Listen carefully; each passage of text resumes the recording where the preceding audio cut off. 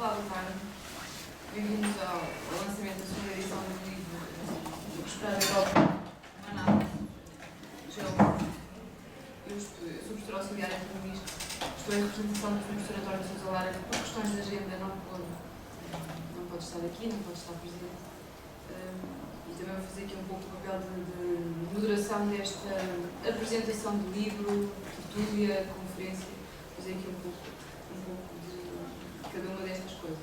Eu começo por apresentar os outros elementos da mesa. Temos o professor António Marcos Bessa, autor do prefácio do livro, e vai também fazer a sua apresentação. O professor António Ribeiro dos Santos, estava a esquecer do primeiro nome, peço desculpa. E o autor do livro, o mestre Luís Mira Pereira. Portanto, antes, para não demorarmos mais, eu passo a palavra ao Sr. Professor António Marcos Bessa, que fará então a apresentação da obra. Muito tarde a todos os presentes. A Escola de Geopolítica da nossa universidade tem-se ampliado várias instâncias, inclusivamente às áreas militares. De modo que não é estranho que apareçam hoje estudos por parte de alunos que fizeram o seu percurso e que hoje escrevem sobre geopolítica de uma forma responsável. Eu gostava de lhes dizer que a geopolítica tem pelo menos três aspectos. Um aspecto que é o aspecto vulgar, jornal, e que serve para a propaganda. Isto é geopolítico e pensamento geopolítico do ministro diz, o bicho não tem pensamento geopolítico de espécie nenhuma, nem ninguém tem nenhum pensamento geopolítico se não estuda geopolítica como é evidente. Eu é evidente que na economia, filosofia, politologia, que há que ter um pensamento geopolítico. Segundo, o pensamento geopolítico cria-se estudando clássicos. Nunca vi ninguém sem estudar clássicos. Esse pensamento sobre a realidade. Mesmo os indivíduos que dizem que são filósofos, se não leem os grandes filósofos gregos, não percebem nada de filosofia. Porque a filosofia na Faculdade de Letras limita-se a uma história da filosofia. Assim pensou Schopenhauer, assim pensou Hegel, assim pensou não sei o quê. E o que é que eles pensam? Nada. Portanto, quer dizer que uma faculdade para ensinar a pensar filosofia tornou-se uma faculdade que ensina histórias da filosofia. Assim, muitas vezes, acontecem muitas ciências. Esta ciência corre o mesmo risco, porque há muitas teorias encadeadas, desde o século XIX até agora, sobre a geopolítica. Conhecer as teorias e conhecer os autores é uma coisa. Pensar geopolítica é outra coisa. Aqui, desde o princípio da escola, com o professor Fernando Almeida, que já morreu, e que me ensinou a mim anteriormente, ele tentava ensinar a pensar geopolítica. Não se contentava com a questão dos autores, tínhamos que conhecer os autores e ler os autores do original e depois ter que pensar por nossa cabeça os problemas. Isso já é geopolítica. De que é que trata a geopolítica? Muitos dizem que a geopolítica trata de mil e uma coisas. Não trata de mil e uma coisas. A geopolítica não pode tratar de mil e uma coisas, não pode ser, digamos, um sapato para todo o pé. A geopolítica trata de assuntos que são de geopolítica e não trata de mais nenhum. Efetivamente, a geopolítica é uma ciência da política. Por isso é que é geopolítica. E não se pode enterrá-la na geografia ou ao lado da geografia política. Porque a geografia política não passa de uma ciência descritiva. A geopolítica não é uma ciência descritiva, é uma ciência analítica. De modo que, por outro lado, a geopolítica pode-nos oferecer uma perspectiva, é sempre dependente do pensamento de um alemão, que é Ratzel, e, de certo modo, um geógrafo político. Mas esse geógrafo político criou, digamos, um pensamento para lá da geografia política. Isso significa que criou o conceito de Raum, que é o conceito de espaço, e de Raum, sim, de sentido do espaço. E, de facto, a geopolítica assenta no sentido do espaço e do espaço. Poderíamos dizer que é uma ciência do Estado situado. O Estado está em algum lado. Basta pôr aos nossos ouvintes que pensem se o Estado europeu se encontrasse cá perfeitamente no saco, tivesse no saco. Nós hoje montávamos camelos, éramos tuaregs, falávamos árabe ou não, tudo dependia, e as mulheres usavam umas burcas e tudo se fazia nesse sentido e não tínhamos descoberto nem feito nada. Estávamos num sítio inóspito. Portanto, a geopolítica trata do Estado que está num sítio e não está outros Estados estão em outros sítios. Cada Estado está num sítio. E esse sítio condiciona tudo. Basta-lhe dizer que se a corrente quente do Golfo deixasse hoje o seu curso e mudasse para o meio do Atlântico, Portugal gelava e os gelos do polo vinham até ao Algarve, provavelmente até ao Mediterrâneo. Nós todos tínhamos que marchar para outro sítio. Basta uma pequena alteração climática, que esta seria uma grande alteração climática, mas a corrente quente do Golfo fez um milagre na Europa. A Europa é a Europa porque tem a corrente quente do Golfo. E ponto final. Portanto, a geopolítica implica sempre um espaço e está no espaço. Havia outro ponto que lhes queria falar, que era o livro da geopolítica da Europa, que foi para isso que eu também li, não é? A questão da geopolítica da Europa é uma questão de que a Europa não tem nenhuma geopolítica. E muitos entendem que não há geopolítica da Europa. Porque a Europa não é capaz de pensar uma ciência de Estado. Há muitos Estados e cada Estado tem a sua geopolítica e os seus interesses nacionais. Por muito que o tente esconder. Mas quando as crises aparecem, é que se vê se há ou não há solidariedade entre os ditos povos europeus. O que se vê é aquilo que se viu no passado. É que os do Sul são mais pobres e os do Norte são mais ricos. E sempre assim foi. Desde a época medieval. Até a época medieval, os do Sul eram mais ricos e os do Norte eram pobres, atrasados e bárbaros. Então o Império Romano cresceu para Norte, desempenhou as suas funções, civilizou-os, fez a muralha de Adriano na Inglaterra e foi até ao Reino. Quando o Império desapareceu, quem apareceu mais rico foi o Norte. Tinham feito uma revolução, sabiam do ferro e sabiam de outras coisas que os do Sul não sabiam. E a partir dessa hegemonia nunca desapareceu. Os do Norte hegemonizam os do Sul. E os do Sul, por muita arte que tenham e muito engenho que tenham, não escapam a esse tudo. Nem Portugal, nem a Itália, nem a Espanha, nem a Grécia, nem os Balcãs, nem sequer a Turquia. E por isso os do Norte constituem uma Europa à parte.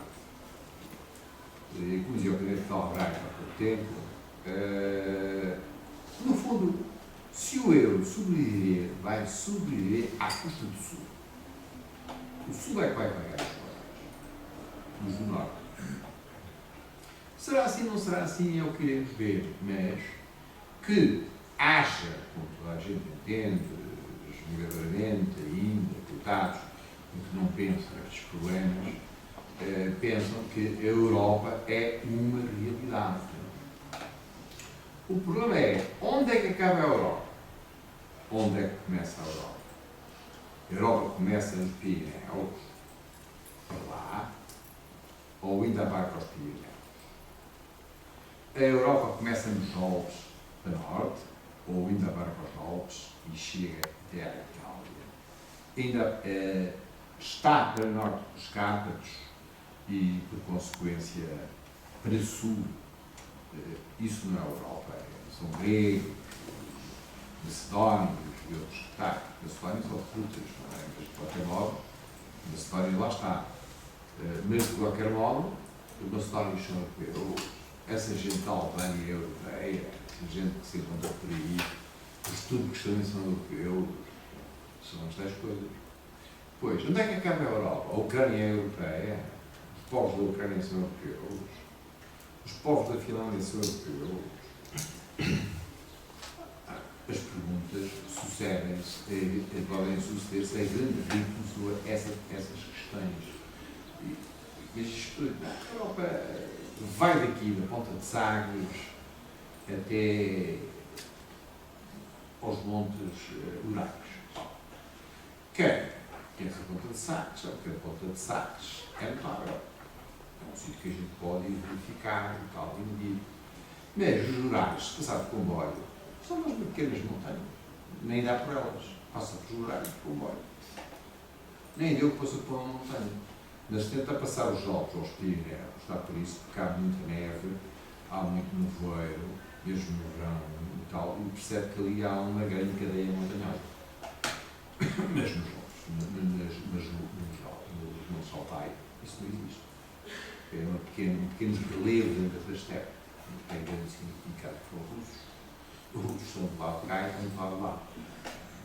Portanto, o livro que escreveu o doutor Ernesto Lira, na realidade, temos que ver que é um livro oportuno para discutir estes problemas de um ponto de vista real, de um ponto de vista realista, de um ponto de vista certo, de um ponto de vista calmo e também de um ponto de vista rigoroso, que é o que nós sempre aconselhamos para que fosse feito aqui nos estudos que fazemos.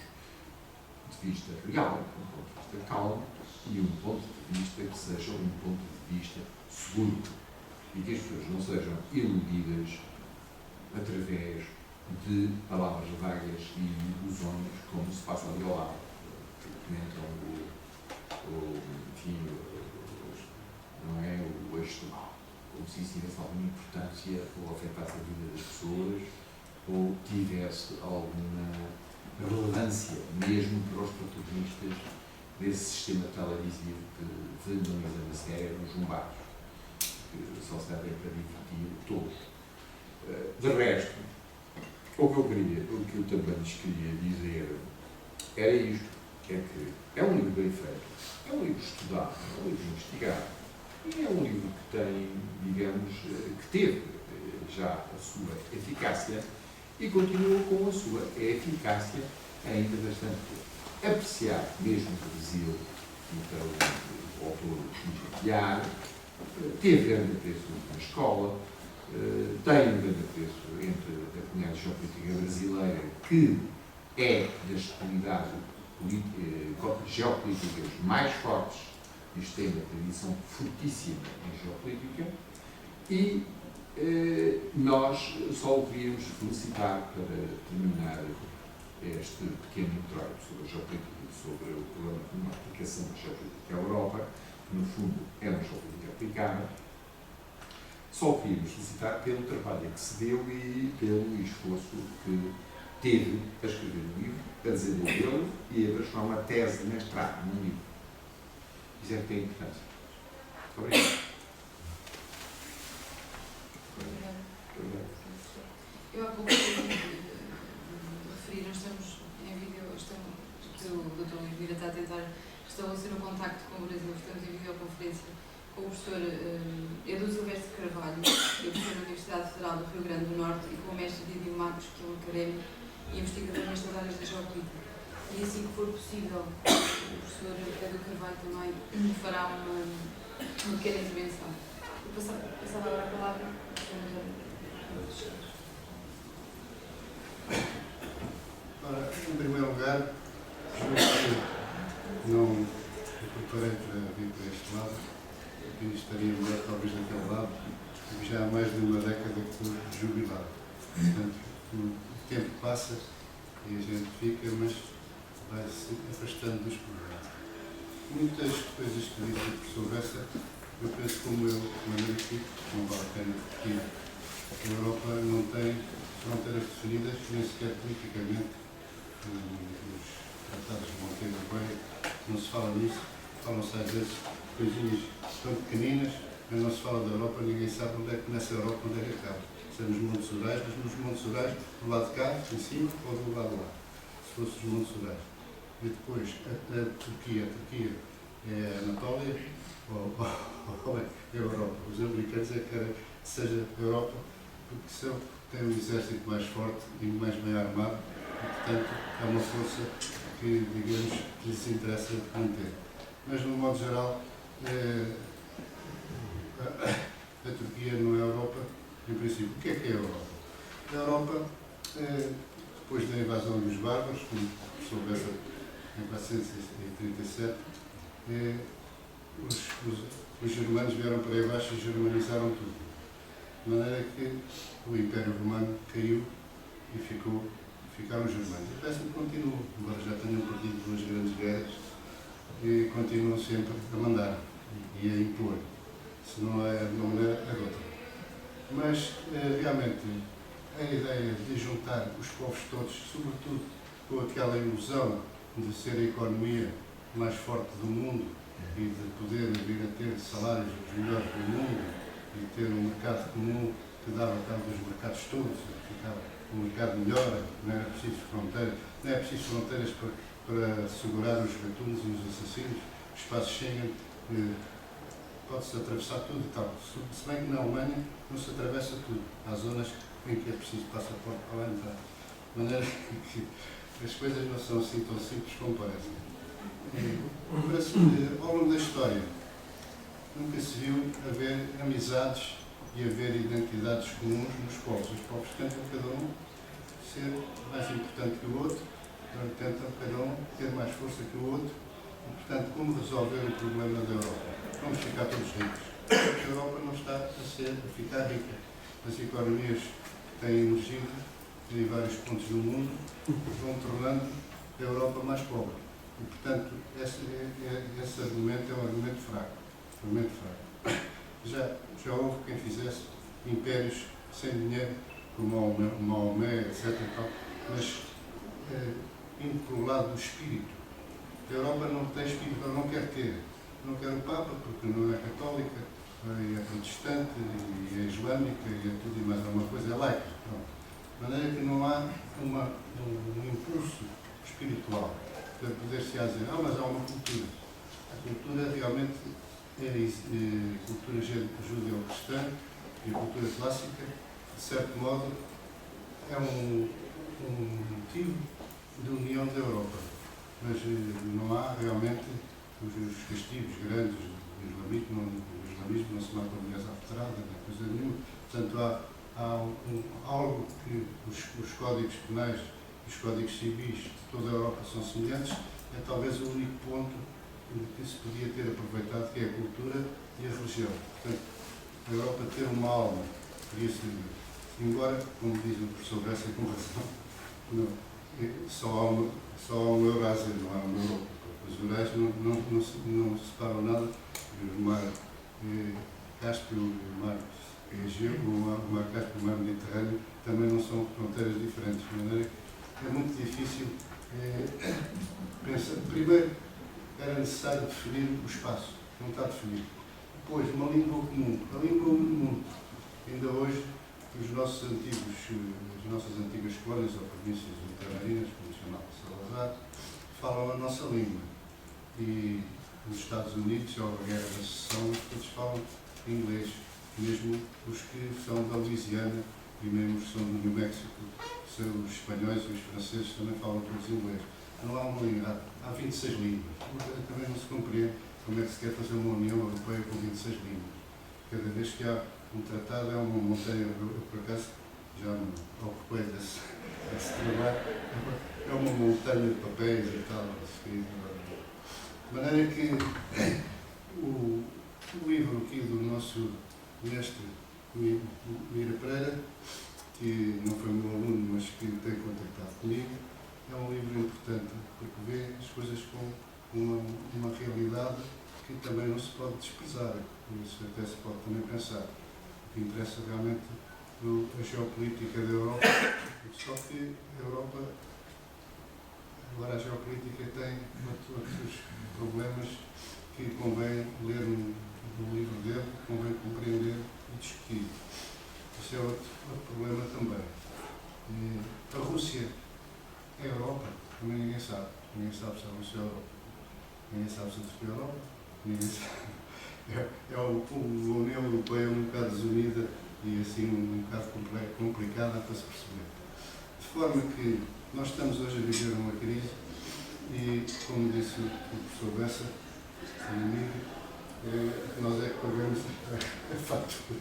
Os países pobres é que ainda por cima têm de pagar o declínio da Europa do Norte. Só a Europa do Norte atualmente são os germanos. Os outros não contam. Os outros são os pigos, como eles chamam. A nós, infelizmente, arranjaram um termo os iniciais dos países. De maneira que eu não quero estar a roubar o vosso tempo, não estou-me a desviar certamente do livro, mas não quero estar a roubar mais tempo. Acho que o livro é fundamental, acho que é um livro que saiu de um jovem que ainda não é doutorado, portanto ainda tem mais que estudar, e, portanto, mas tem valor suficiente para ser comprado. E é pena não terem vindo mais pessoas, porque tinham a oportunidade de conhecer o autor e de comprar o livro. Portanto, tenho dito. Muito obrigada. Eu passava agora a palavra para o professor Edu Carvalho. Vamos tentar que as questões técnicas não nos impossibilitem a transmissão. Vamos pedir ao professor Edu Carvalho, da Universidade do Rio Grande do Norte, para ele nos falar um pouco, que ele também leu o livro. Ou seja, a ideia era internacionalizar.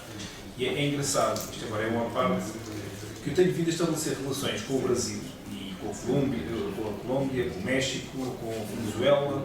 Ou seja, é interessante ver a forma como eles, no outro lado, a quem Samuel afirmou que não eram europeus e que, no fundo, são europeus como nós.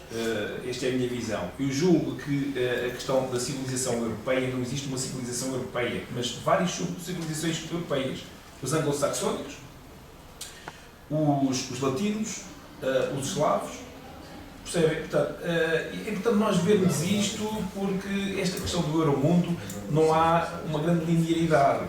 Eu, por exemplo, conforme tenho confraternizado com estes académicos brasileiros, eu vejo muito mais próximo destes académicos brasileiros do que, por exemplo, dos franceses, ou dos ingleses, ou dos alemães. Portanto, há aqui questões que são importantes. Eu gostaria que ele agora nos ver se ele consegue falar. Se falhar, olha, ficou realmente...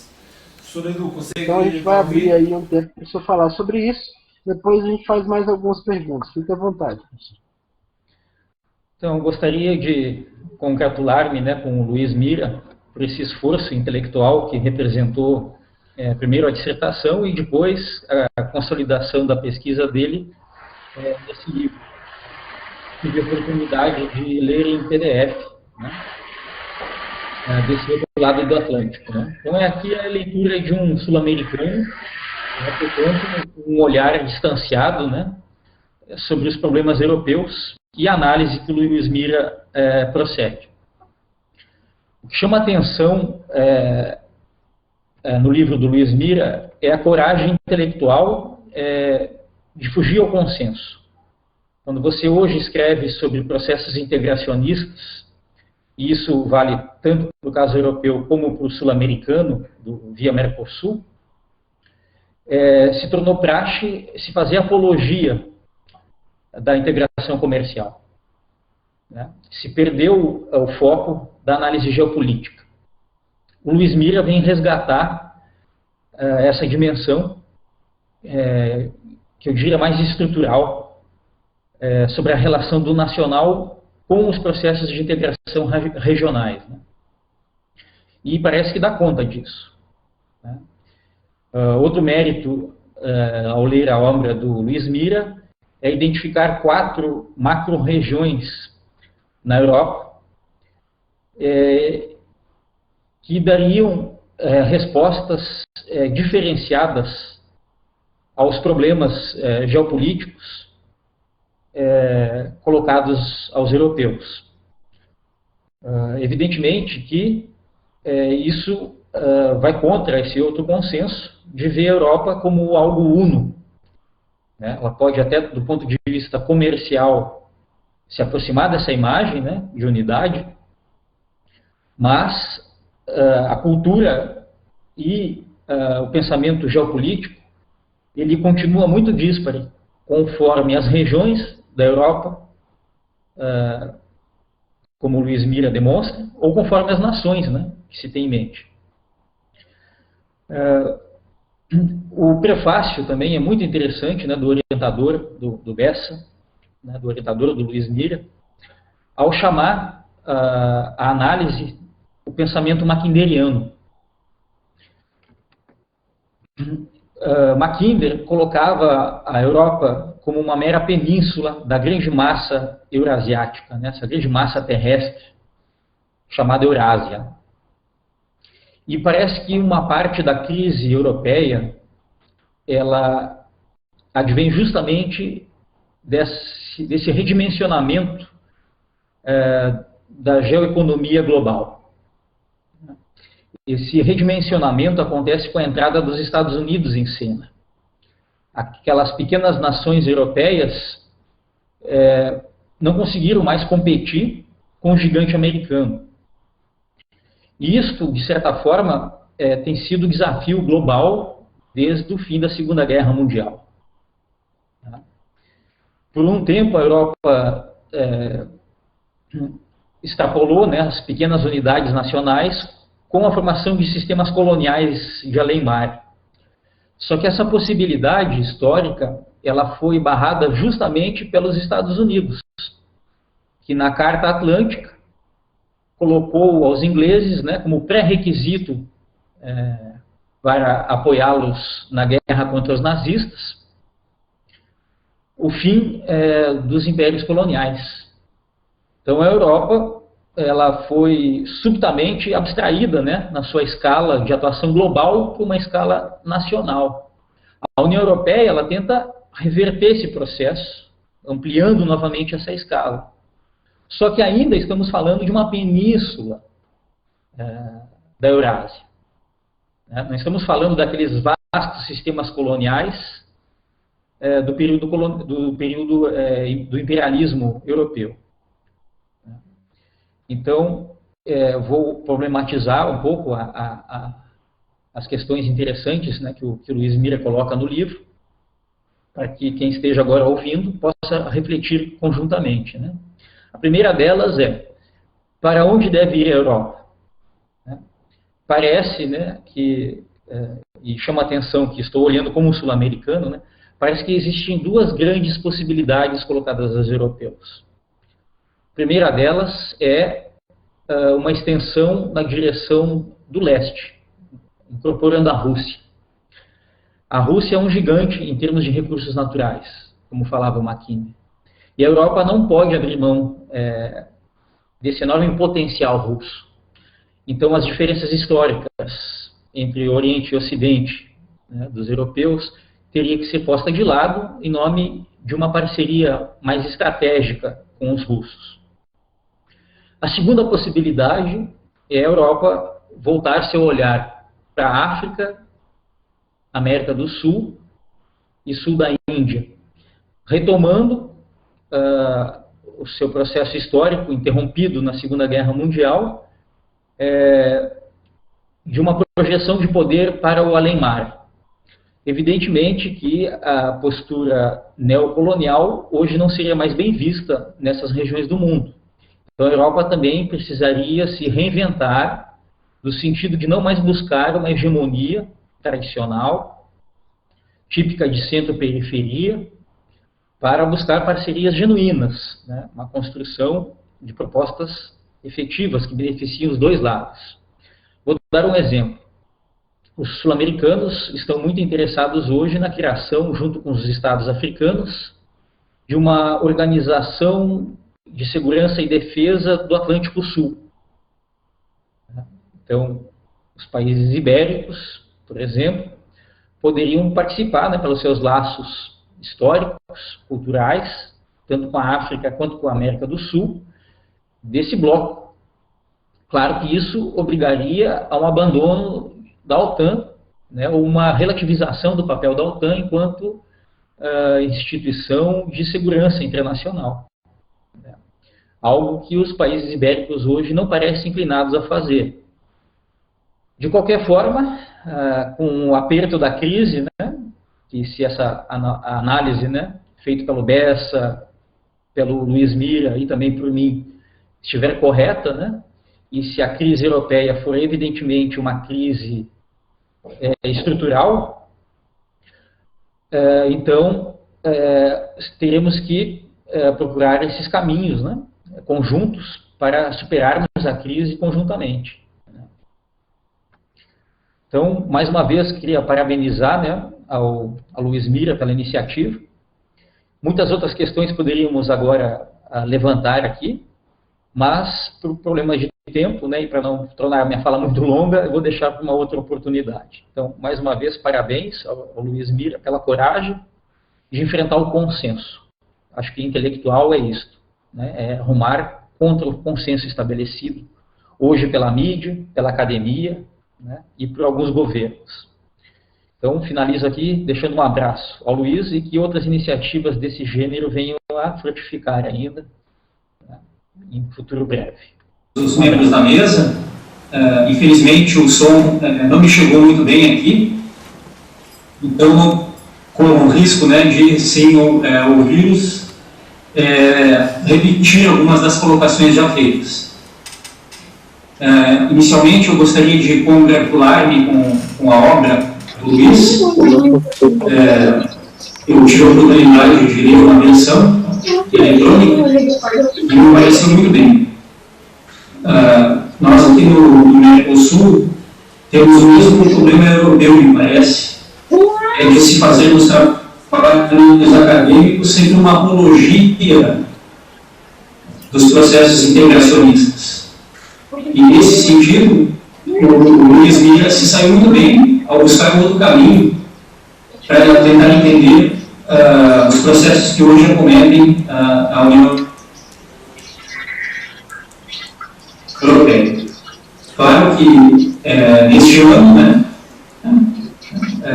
com o aprofundamento da crise na Europa, a tendência é que esses novos trabalhos comecem a vislumbrar outras possibilidades, né, que não essa apologia ao integracionismo.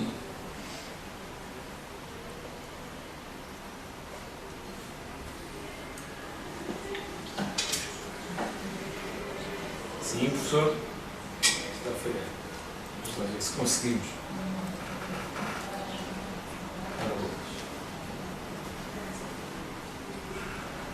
Está?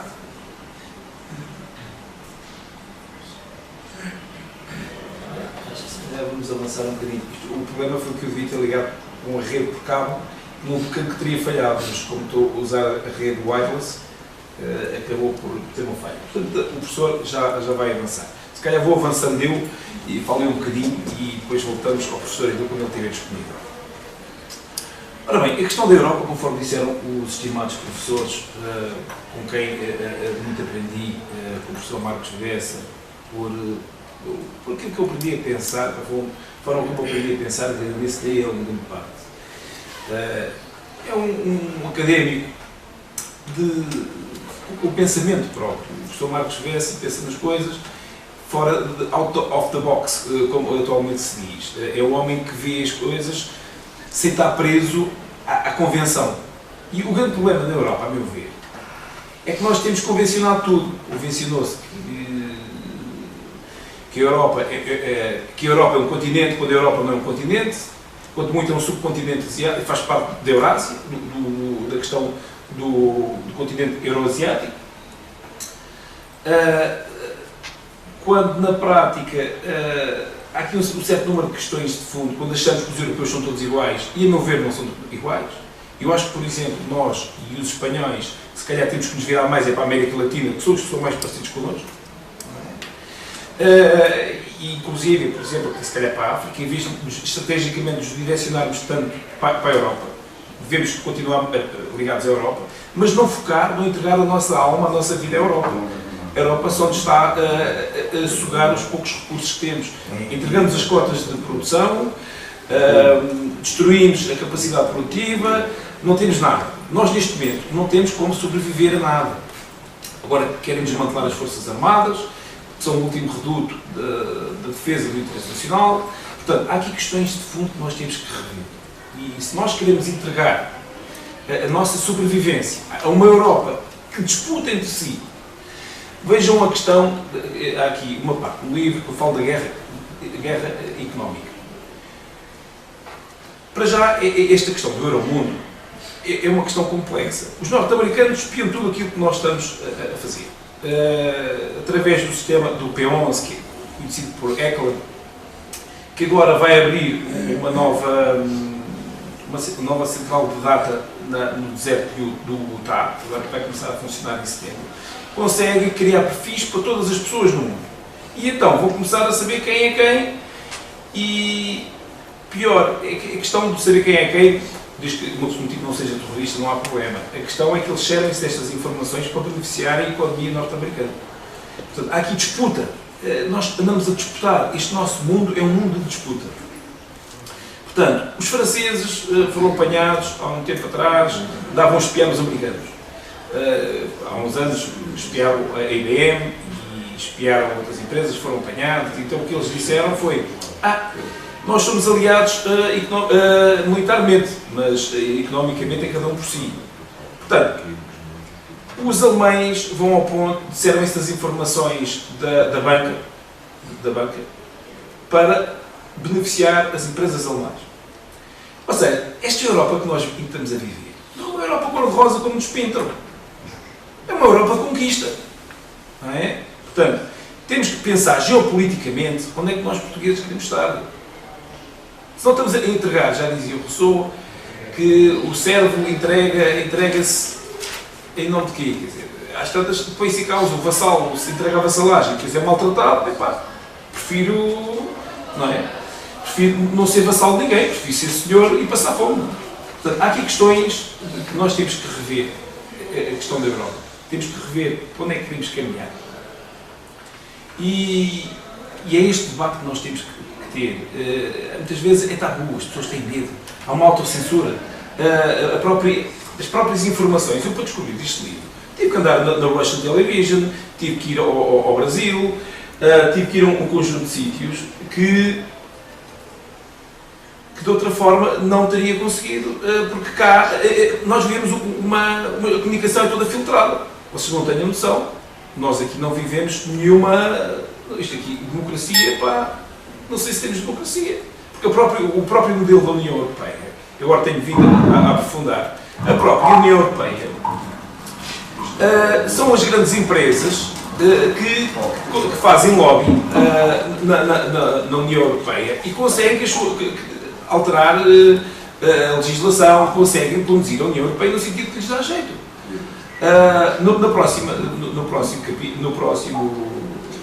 Na introdução deste livro, quero explorar realmente estes atores. Quem é que manda na Europa? Aliás, há aqui a Europa, na forma como está construída em torno de ideais. E não está muito protegida. É fácil inferir no processo de tomada de decisão europeia.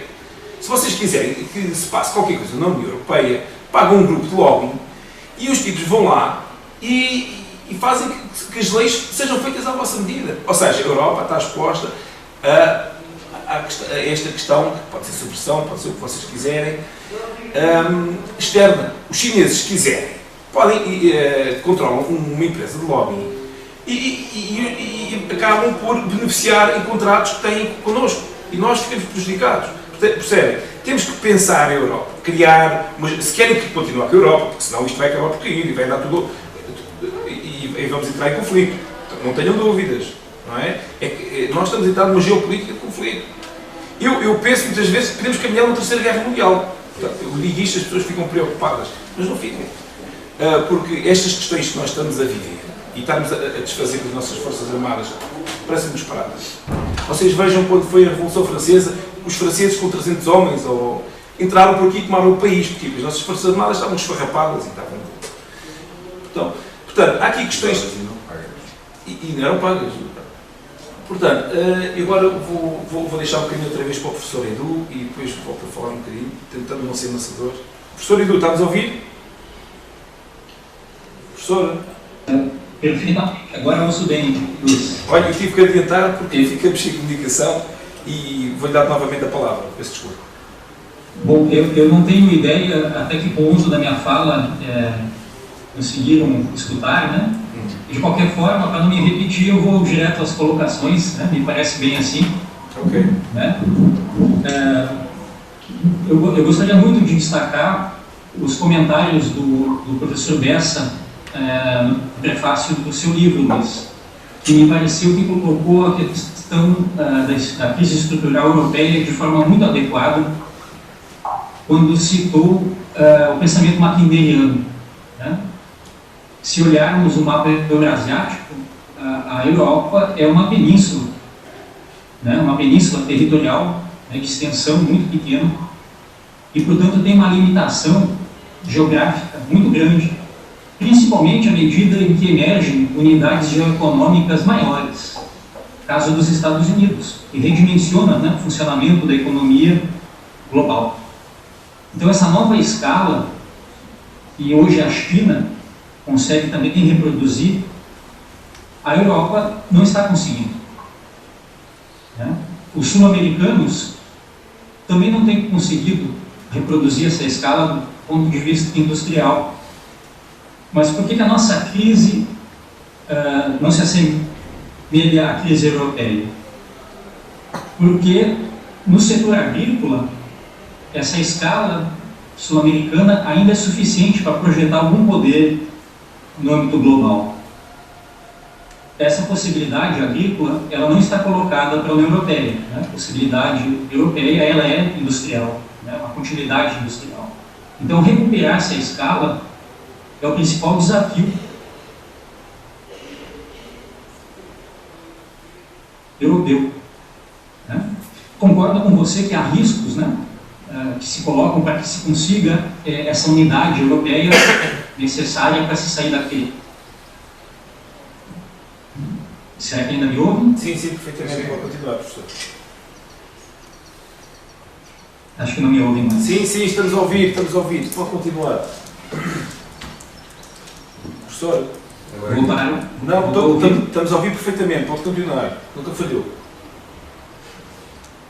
Está? Não, acho que não. Professor? Acho que não me ouve ainda, porque a imagem está congelada.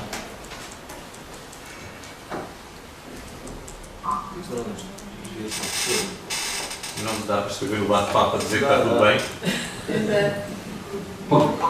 Pode continuar, professor. Eu vou retomar o comentário? Sim. Estão a ouvir, professor? Pode continuar.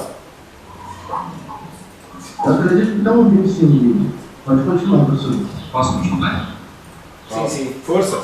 Então, fundamentalmente, me parece que a crise europeia, resgatando o Mackinder, como o professor Bessa fez no prefácio do livro do Luiz, é um problema de extensão territorial. Né? Nas unidades geoeconômicas hoje que comandam a geopolítica, a Europa não tem essa escala mais necessária. Né? E mesmo o processo de aprofundamento, né, do seu complexo industrial, ainda assim, ela precisará de mercados mais extensos que o da União Europeia. Né? Aí se colocam algumas alternativas também aos europeus. Né?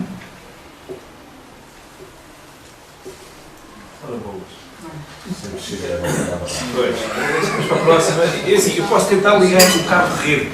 Se eu ler, resolvemos o problema. Esta coisa de ter sido informática há muitos anos, tem suas vantagens.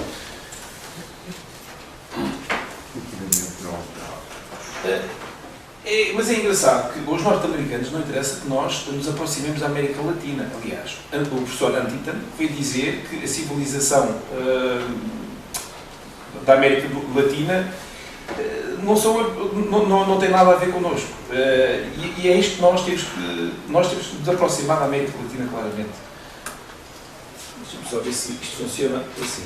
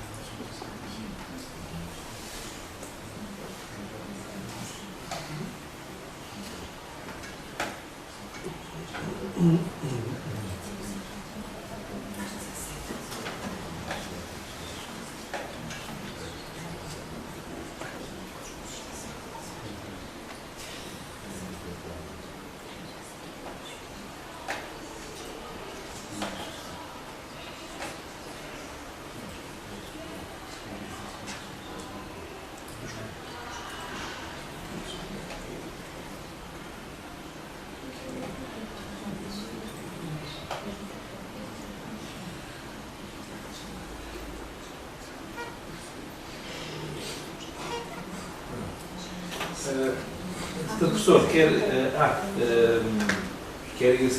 enquanto o professor não fala, alguém quer acrescentar alguma coisa, o professor já falou já. Eu vou-lhe pedir que fale, porque a professora é uma perita em islamismo e nos problemas da Europa. E a questão europeia, temos a questão também de uma geopolítica definida para a Europa pelos islâmicos, que querem islamizar a Europa. E assim, eu vou passar a professora, ela está moderando hoje, mas pronto. Obrigada. Obrigada. Eu fui tirando aqui uma série de notas, porque relativamente ao livro já acho que foi dito. Realmente é um excelente trabalho. E tem aqui muitos temas que a mim me tocam particularmente por causa da minha área de investigação. Eu tenho vindo a estudar o Islão já há quase 14 anos, portanto já são alguns anos.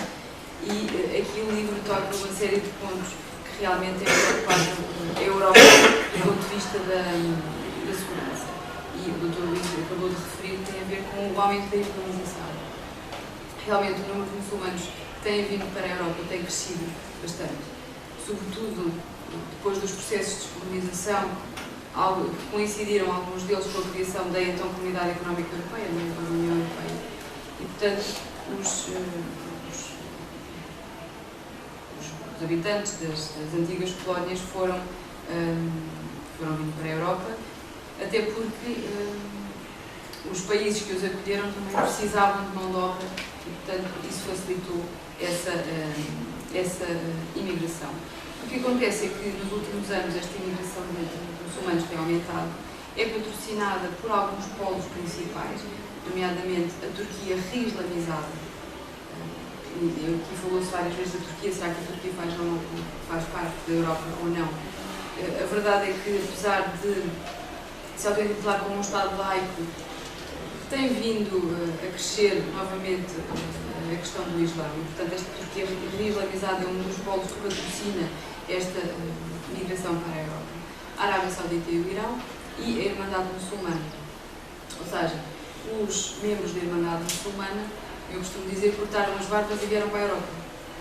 Aqui na Europa tem mais liberdade de expressão que não acontece nos seus próprios países, porque as mensagens são controladas, e portanto vão conseguindo, através da rede de mesquitas que há por toda a Europa, passar estas mensagens.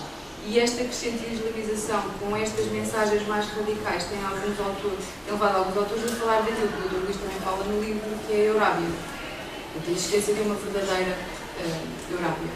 Só para terem uma ideia, mas eu não quero estar a assustar. Houve um congresso em outubro de 2012, em Copenhague, o congresso do partido Tahrir, que é o mesmo nome do Egito, em que vários muçulmanos de todo o mundo, não só na Europa, mas também por todo o mundo muçulmano, se reuniram em Copenhague. E então as conclusões desses congressos, nas conclusões do congresso, disseram que a Europa está descristianizada e, portanto, nós europeus vamos chegar à conclusão, nós próprios vamos chegar à conclusão que a Sharia é a solução para nós.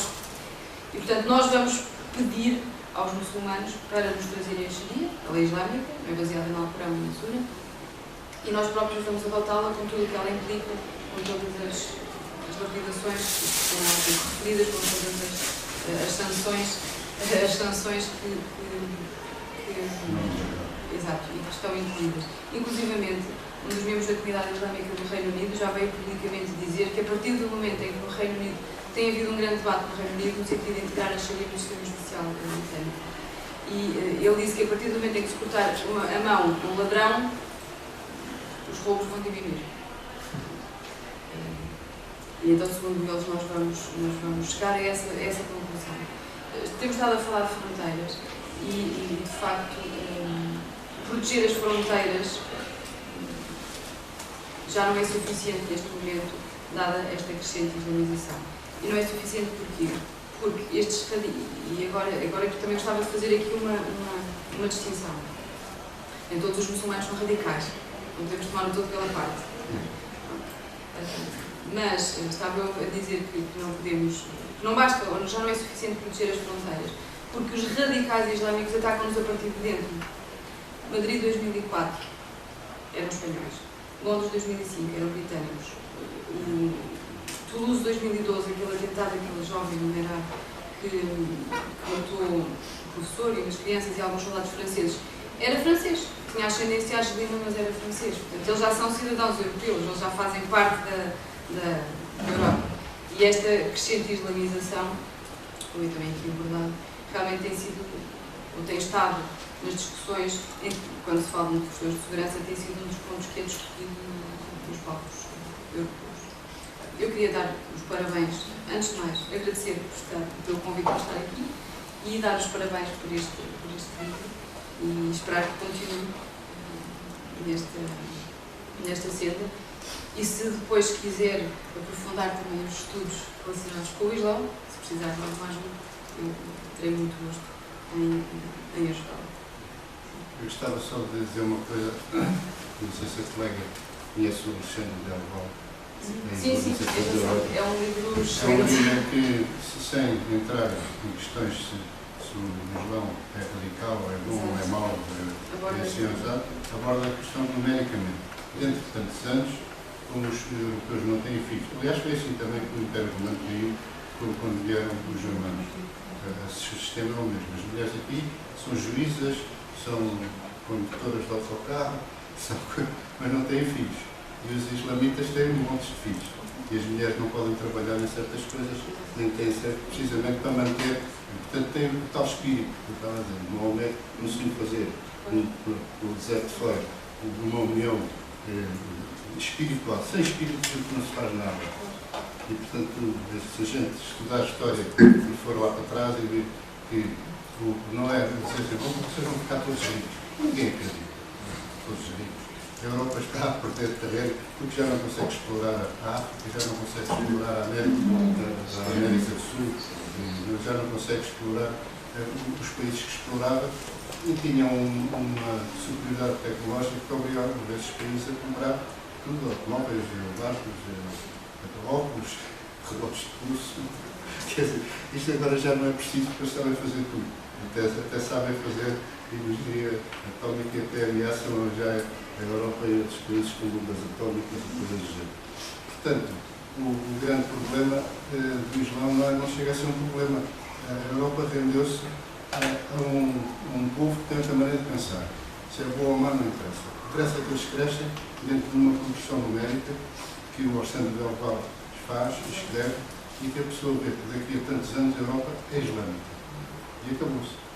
Porque as mulheres não. Então, agora com esta crise, com estes problemas todos, quem é que vai ter filhos? As pessoas nem sabem se têm emprego, mas os nossos filhos têm que emigrar, têm que sair, de maneira que, no entanto, o Islão avança. O Islão vai avançando. Se têm objetivos conquistadores, isso não interessa, tem não deixa de ter. Isso está um bocado posto fora de questão deste investigador. Que eu achei muito interessante. O livro é... Achei muito interessante, embora não tenha estudado essa área, não tenho estudado muito essa área, não sei, na visão global das coisas. Se a memória não falha, no livro dá o exemplo de uma mulher tunisina que na Tunísia tem em média 1,2 filhos e em França tem 6 filhos, em média. Quebrou o Deus subsídio. E há outro aspecto que eu achei muito interessante também nesse livro. Ele chama a atenção não só para o crescente número de muçulmanos na Europa, aqueles que migram para cá, perdão, e depois os filhos que vão nascendo, mas também ele chama a atenção para o problema que parece que também está a crescer, que são os europeus islamizados. Ou seja, os europeus convertidos ao Islão, por vezes adotam posições mais radicais do que os próprios muçulmanos. Ele dá o exemplo de um senhor que faleceu em julho, se a memória não falha, em julho de 2012, que acho que era francês, ele mudou de nomes, chamava-se Roger Garaudo, e que foi sempre um grande aliado da República Islâmica do Irão, portanto, do governo de Ahmadinejad. E dá também o exemplo, dá vários exemplos, e o exemplo de 2 italianos que, segundo os Estados Unidos, estão implicados no 11 de setembro. Portanto, 2 italianos que se converteram ao Islã, esse francês também. Também fala do exemplo de um suíço neonazi que depois converteu-se ao Islã. Portanto, ele chama a atenção para esta realidade, que são os europeus islamizados que, por vezes, conseguem ser mais radicais e mais violentos que os próprios muçulmanos. Desculpe, poderia repetir o nome do livro, se faz favor? O Alexandre Del Val. A islamização da Europa. Nós aqui, eu faço muita menção a este autor. Eu acho que ele é espanhol, não é? Eu acho que sim. Del Val com 2 L's. É, Del Val, 2 L's. Uma capa Mas preta. há pouco tempo o Express dedicou um número só ao Islão em França. Calcula, Express, que 300 pessoas por semana se afiliam ao Islão nas respectivas mesquitas. 300 pessoas por semana. E que noutros países será pior que isso, como na Alemanha. Os turcos casam com mulheres velhas e ricas e ficam, quando elas morrem, ficam com os bens meio evidentes. Ou eles ajudam elas a morrer, os fins da vida. E, portanto, não escolhem qualquer um, escolhem as ricas, claro. Mas o aumento de conversões, se me permitem, também não é só na Europa, porque desde o 11 de setembro que o número de americanos convertidos ao Islão tem vindo a crescer todos os anos. Gostava de colocar uma questão. Há cerca de 10 anos eu estive numa conferência com o Dr. Manuel Gangra e já fomos alertados para esta situação. Portanto, isto já é conhecido, não é de hoje nem de ontem. Peço desculpa da minha ignorância, mas tendo a Europa conhecimento, os líderes, conhecimento de que esta situação é uma realidade, o que é que estão a fazer? Nada. Olhem o mesmo que fazia o Império Romano, quando os germanos tinham pessoas no exército, metiam pessoas para trabalhar, às vezes 3 promoviam os oficiais, chegou a uma certa altura e conquistaram o Império Romano. Olha, houveram uma série de políticos europeus, Silvio Berlusconi, o Tony Blair e mais uns quantos, que afirmaram que a Europa não era um clube cristão. Ou seja, há aqui a questão também, e agora toco aqui na questão da cristandade, e do núcleo daquilo que é a Europa. A Europa tem uma identidade. Qual é a identidade da Europa? É o cristianismo, a questão do direito romano e da cultura helénica. Portanto, a Europa, a identidade, o núcleo identitário europeu é este. Se nós vamos destruir uma identidade e se vamos destruir o cristianismo da nossa forma de estar, e que foi isso que fez a nossa expansão, por exemplo, na Índia, os indianos, com o seu sistema de castas, fazem com que as castas, os indivíduos que não têm casta, queiram ser cristãos ou islâmicos, porque ali vão ser tratados como iguais. Eles ali não, no sistema de castas, os no caste, tem que se limpar com composta de vaca e tal, e aquilo é uma chatice. Os tipos não se integram em lado nenhum. Portanto, mas sim, o professor Bessa pode explicar melhor essa questão, que ele acredita nessas questões indianas. Então, o que acontece é precisamente isto. Se nós vamos destruir a questão da identidade europeia para criar um espaço multicultural em que vamos integrar islâmicos, vamos integrar outro tipo de religiões, o que vai acontecer é que estamos a dar um tiro no pé. Nós temos que, a meu ver, temos que defender a cristandade. Se calhar temos que reformar a igreja, se não funciona, temos que pensar, temos que apoiar realmente esta questão de uma nova cristianização da própria Europa. Porque foi isto que nos deu ânimo para... Eu dou um exemplo às vezes e o senhor que achou que piada é isto. Foi isto que fez com que nós fôssemos umas cascas de nozes, pensarmos que íamos salvar almas, que fomos umas cascas de nozes conquistar grande parte do mundo e nos levaram a passar o cabo das tormentas. Passamos os medos com esta visão cristã. Portanto, acho que temos que rever muito bem isto e temos que aprofundar esta discussão, porque a Europa cai no dia em que nós fecharmos, destruirmos a nossa identidade para receber outras entidades. Porque o Islão não integram. Portanto, as nossas igrejas são atacadas lá no espaço do Islão. Vão lá abrir na Arábia Saudita uma igreja. Não podem. Não vão fazer como nós que andamos a subsidiar mesquitas aqui. Nós temos que negociar. Querem abrir uma mesquita aqui, então nós temos que abrir uma igreja lá. Portanto, se não fizermos isso, não me parece que lá vamos. Portanto, tem que haver na Europa tem que haver uma geopolítica. Nós temos que pensar estes problemas numa perspectiva geopolítica. Portanto, eu gostaria de passar agora aqui hoje. Há países que têm eles próprios tomado algumas medidas para tentar controlar isto, nomeadamente a Suíça proibiu a construção dos minaretes, que proíbe o uso as madraças, que proíbe o uso do niqab, que só deixa os olhos à mostra. É claro que depois também há algumas reações menos simpáticas relativamente a estas. Na Suíça não tem acontecido, por exemplo, na França também foi proibido o uso de símbolos religiosos em termos exteriores e foi mais recentemente foi proibida o uso do niqab a não serem nas mesquitas ou em casa, ou em alguns locais de trabalho. Há algumas reações mais violentas, como aconteceu em França. A Bélgica também está a ir pelo mesmo caminho da França. Esta questão do espaço multicultural, que o Dr. Luís estava a falar, tem levado também a outro problema com que a Europa se tem debatido, que é não digo ascensão, mas talvez o renascimento da extrema-direita. Precisamente por causa de sermos do multiculturalismo estar muito ligado à história da Europa. E depois acontece. Um dos exemplos mais violentos desta resposta aconteceu na Noruega, em 2011. Exato. Aquele rapaz que matou uma série de jovens. E um dos seus argumentos era que a Europa está muito multicultural e, portanto, podemos admitir isto.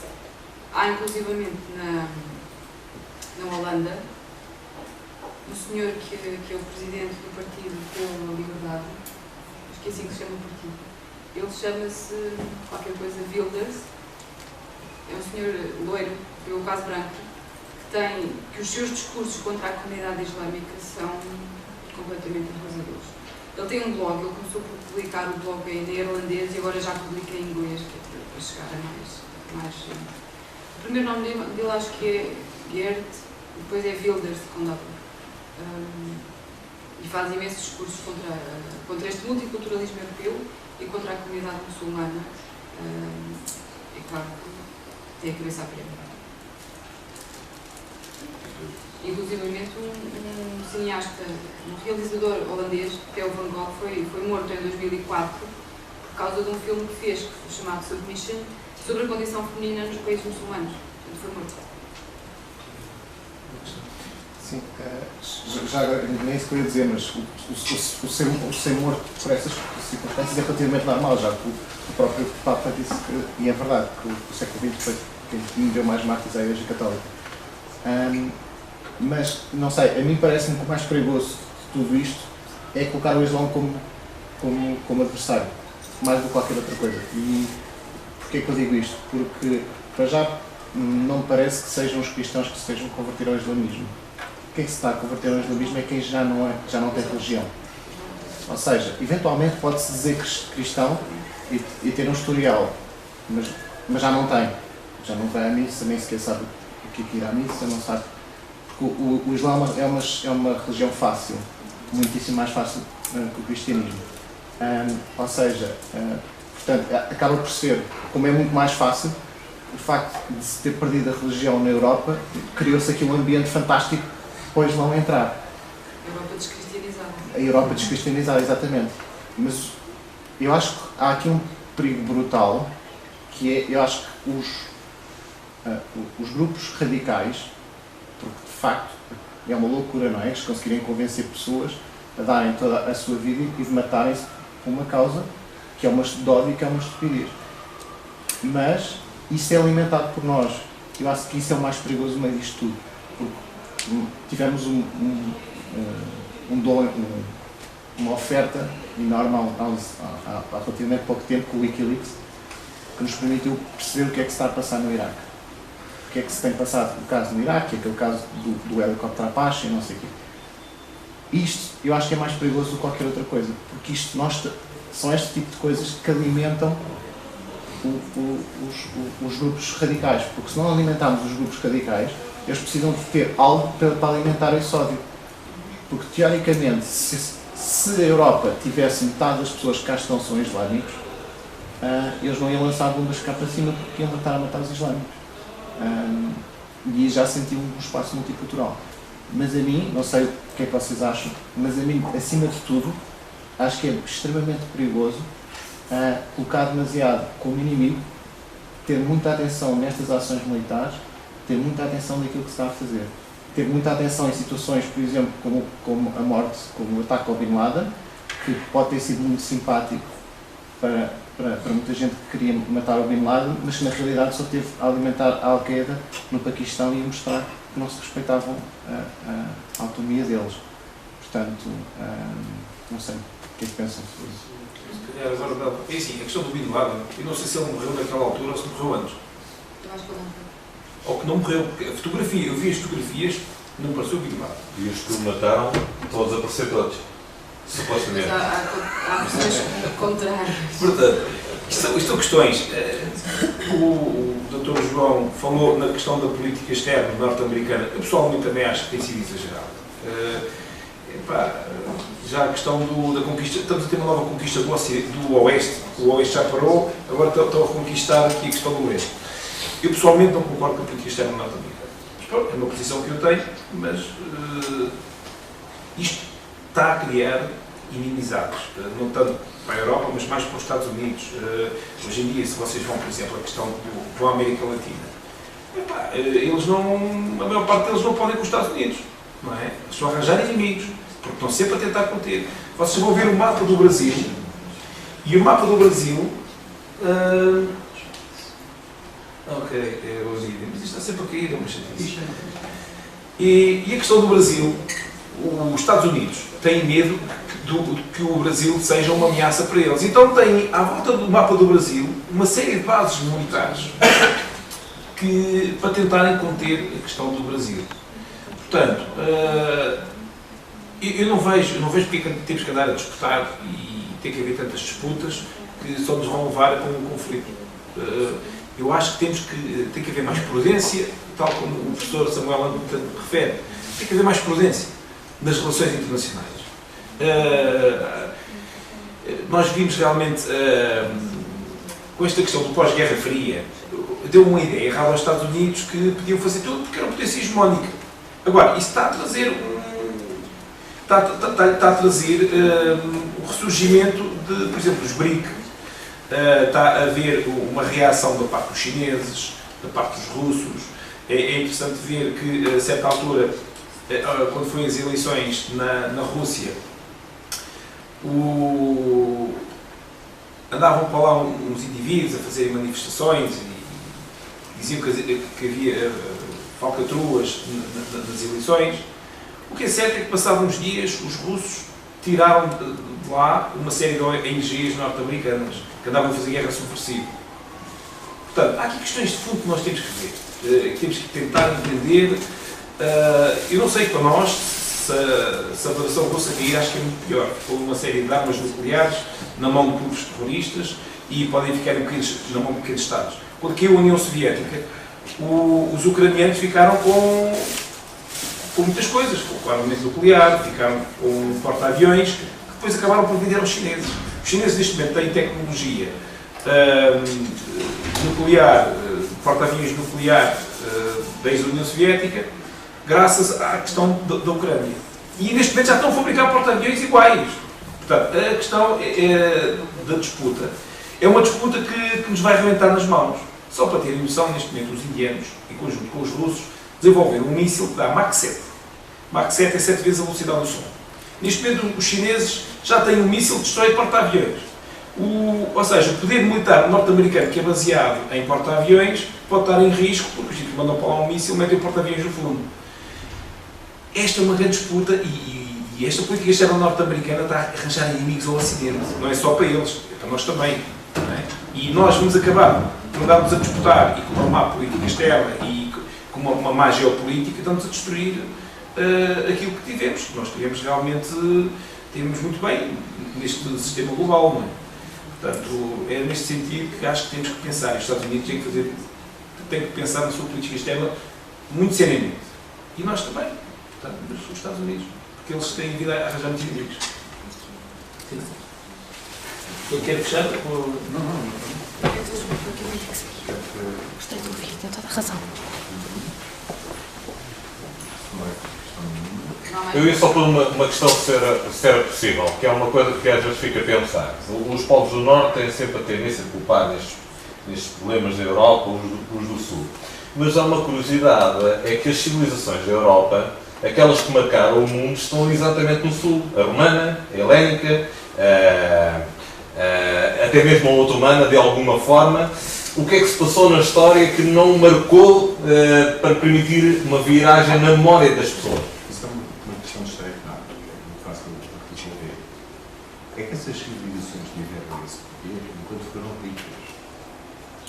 E enquanto tinham ouro. E tinham contactos através das rotas do ouro. E tinham soldados. Mas já há um momento que se chama decadência das civilizações, que todas chegam à decadência, em que já não há ouro, em que já não há dinheiro para pagar os soldados, em que já não há tributos a cobrar aos agricultores, porque eles já nem sequer têm sementes para comer, e chega-se a um momento em que as cidades caem, desertam-se, desaparecem, as fronteiras recuam, depois é que os romanos foram fazer fronteiras lá em cima, perto da Escócia. O que é que resultou? Os pictos passaram por cá e vieram até Londres. Londres, que é uma fortificação romana. Não esqueçamos. Não foram os britânicos que fizeram Londres. Os norte e sul que fizeram Londres. Londínio. É assim que se chamava. E, portanto, estas civilizações empobreceram, caíram, mas não tinham maneira de cultivar solos muito chuvosos e pegajosos, porque as sementes que eram colocadas nesses solos apodreciam e não davam mais plantas. Daqui resultou que, para norte, inventaram a chamada charrua pesada. 4 juntas de bois são capazes de puxar. Fizeram e inventaram um sistema de profunda maneira de lavrar a terra em cotas, para a água escorrer para os rios e escorrer para áreas baixas. Secavam a terra e, consequentemente, passaram a pôr trigo, centeio e cevada em 3 folhas. Uma para trigo, outra para centeio, outra para cevada e outra que ficava para cavalos, vacas e ovelhas que tivessem. Nessa começava outra vez a cultivar e os bichos voltavam para outra, e assim sucessivamente. Ao mesmo tempo que estrumavam, ao mesmo tempo iam mudando as culturas. Daí tiveram grandes culturas, puderam ter cavalos. Teram os cavalos no trabalho que rendem mais que os bois. Qualquer pessoa sabe isso. Um boi rende muito menos que um cavalo.